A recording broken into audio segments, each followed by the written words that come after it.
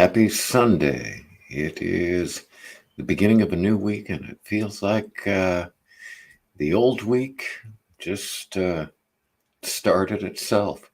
They seem to flow into each other. So I heard from Tammy, my, uh, the legal term is sister-in-law, but my sister Tammy.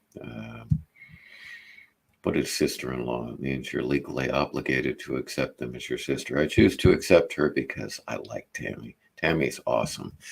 All right, so she's going to be here in 10 days. She's here to help us out with the show in December. She's our executive producer. And I was thinking, based on a conversation that I had yesterday afternoon, that fear is something, fear leads us to do things that we would not normally do. And you ask anybody, and nobody, relatively speaking, admits to being afraid, especially, and I don't mean to be discriminatory, but males of the species. I talk to a, series of gentlemen who say, I'm not afraid of anything. And, everything that they describe is a symptom of fear. Fear is a relaxed confidence that allows you to think about what you're doing in the moment, and you're not worried about what somebody else is doing. You're focused on you. You're not focused on the external environment.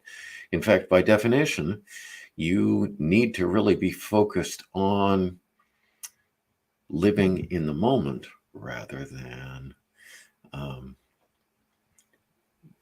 preparing or being worried and those type of things. So I have some quotes that I really like that kind of illustrate this. So Buddhism, the whole secret of existence is to have no fear.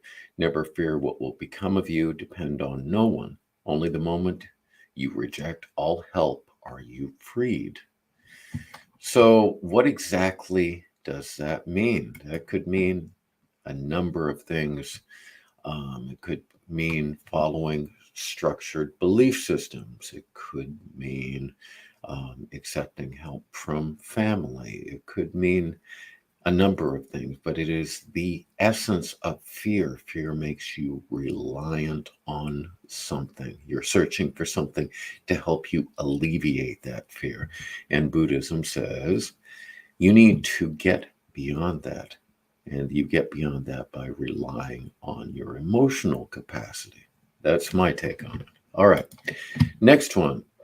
There is no fear in love, but perfect love drives out fear because fear has to do with punishment. The one who fears is not made perfect in love. And that's 1 John 4:18. And I think that's self-explanatory. It is, when you mix fear and love, you get all sorts of things like jealousy and anger for things that never happened.